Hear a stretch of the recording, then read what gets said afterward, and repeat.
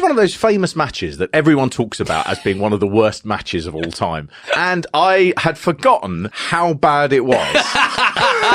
It is the match that has the most planning, but is also the worst. It's the match with both the most planning and the least planning.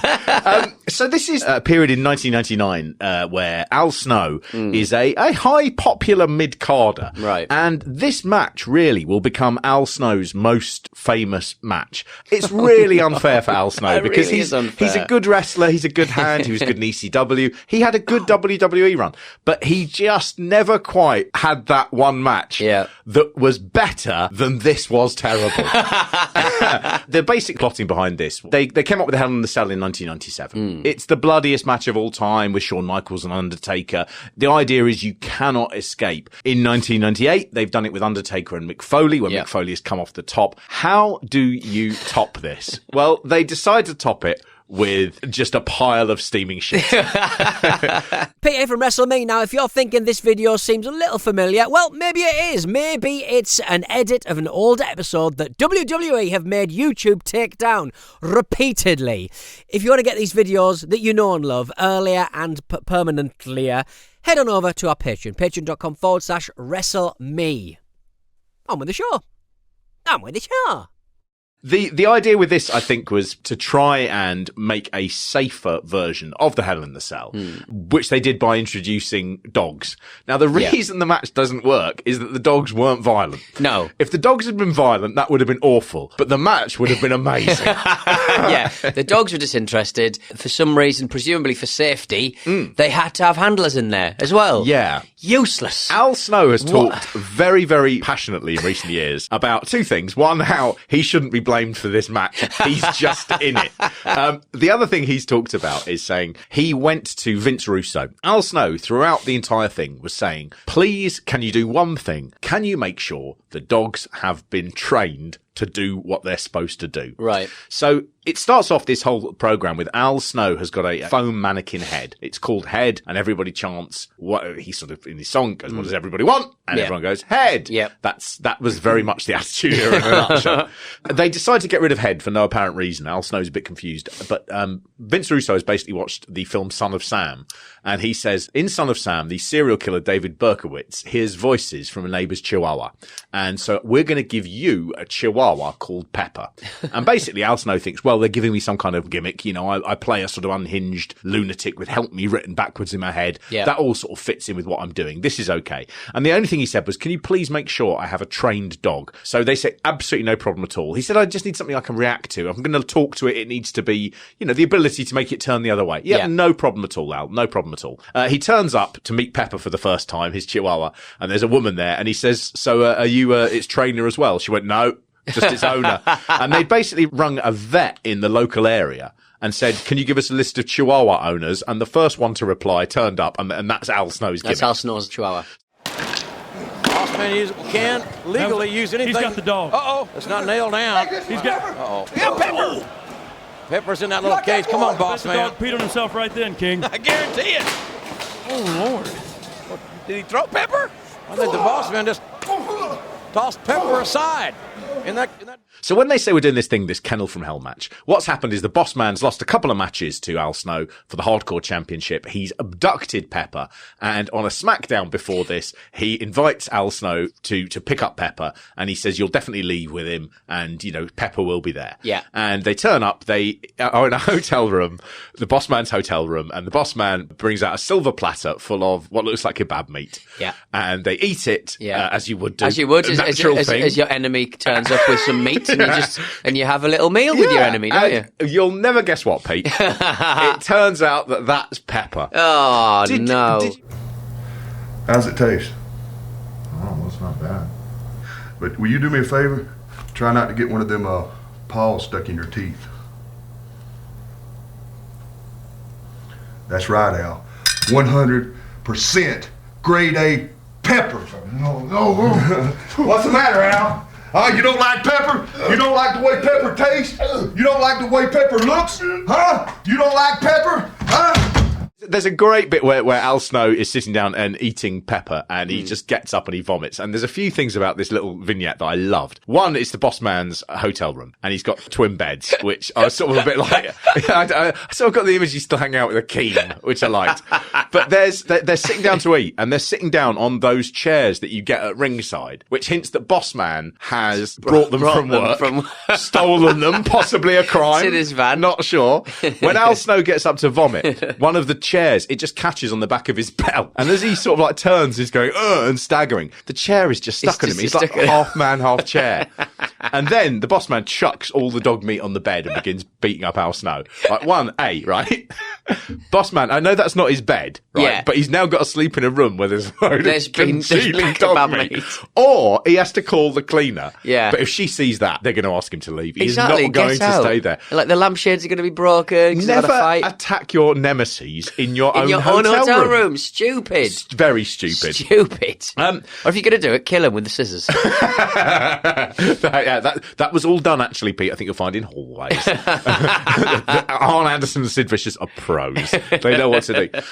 So they have this match, and the one thing that Al Snow has said all the way through is like, this will only work if these dogs are really, really trained. Right. He said, I want one trainer, 7 dogs from the same kennel, all doing the thing. It will be brilliant. And he's given assertions the whole way through, yes, this will happen. And of course, he turns up on the day. There are 7 people, all differently dressed, with their own dogs. The opening shot of this sets it up. So as they show the dogs walking in, and they're Rottweilers, as they show the Rottweilers walking in, one of them just starts pissing uncontrollably. Yeah. I mean, that is that's the start. Already the problem. Jerry Lawler then says I think, the worst line in history of a wrestling commentator. So he just says, "Be careful, don't slip on the urine, boss man." Oh, look out. Look at the size of that Rottweiler. You beat off the dog. The Rottweilers are beat off already. There's a hint. How many are there? Boss man got to climb back in that cage. Be careful, don't slip on the urine, boss man. Are getting gnawed on and out. Oh, it just takes us such a long time to build the ring as well. Oh, doesn't They're it? just waiting around for such a long time. And an odd sort of 2-ring structure of the Hell in the Cell is on the outside. And on the inside, they've got the old blue cage, which was made for TV so you could see better. But it's obviously just lying in a warehouse. And they're like, just put it in the Kennel From Hell and make the moat of dogs. But they've not sort of thought about how hard it is to film that. No. Have someone with a camera inside. Yeah. It's just confusing. You can't also see anything. But that's the other thing. You know that the dogs aren't going to do anything because they're in there with 7 trainers and all the cameramen. Yeah. So it's like, well, why would they specifically attack Al Snow and the boss man over the other sort of like 22 people who are all around the ring?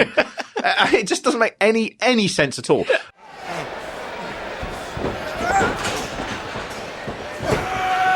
Boss man again into the cage. Face first.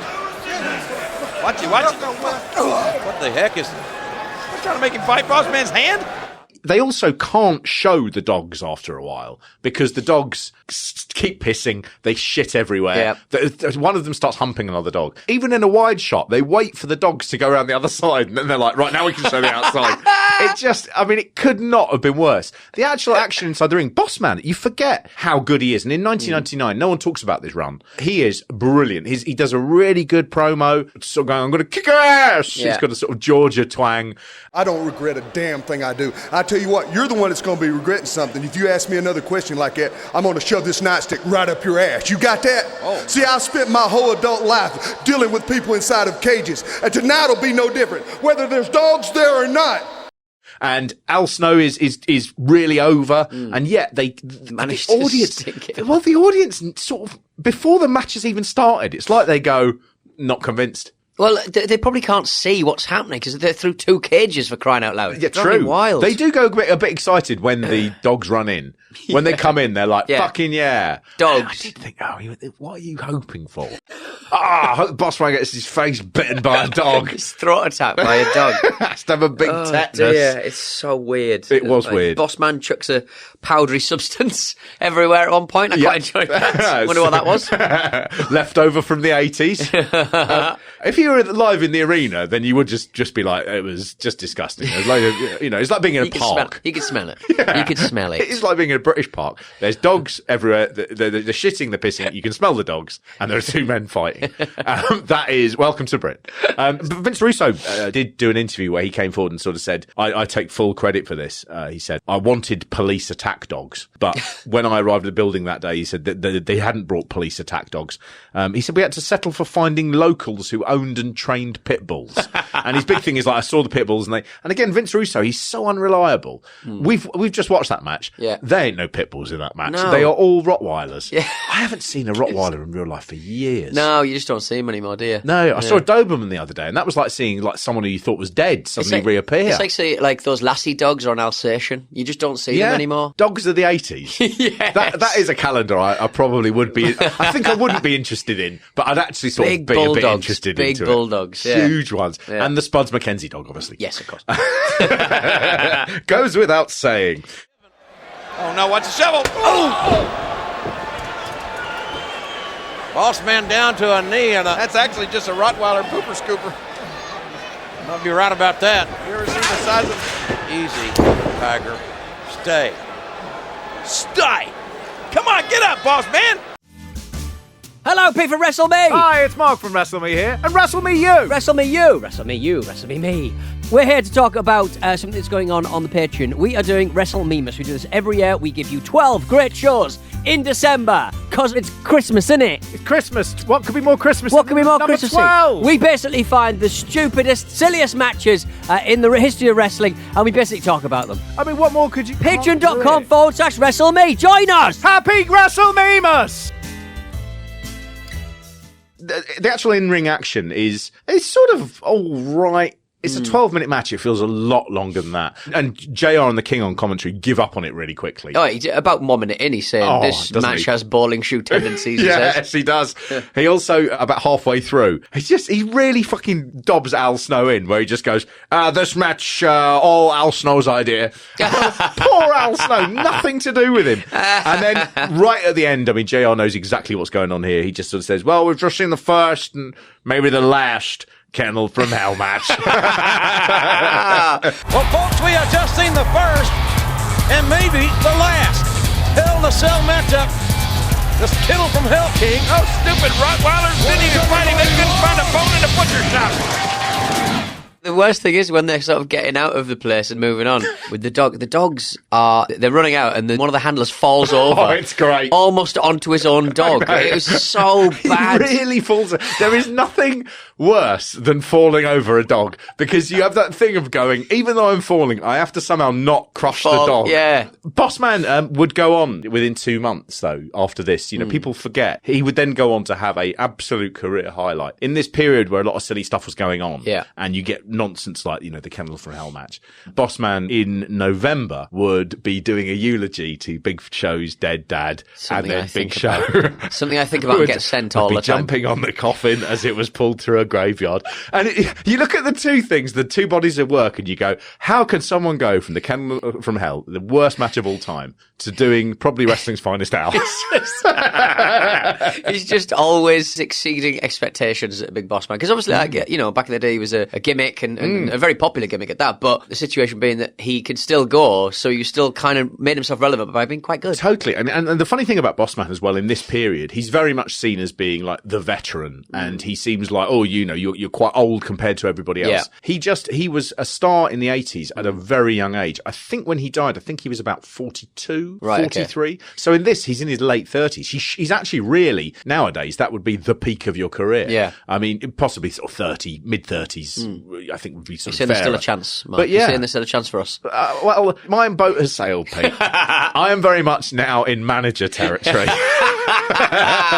I'm Jimmy, the mouth of the South, aren't I? I don't have the physique. You really could dress up as him well. Although I think I could actually dress up as 80s Bossman very well as well. I actually have thought about that before. Not for anything in particular, just for my own self-satisfaction.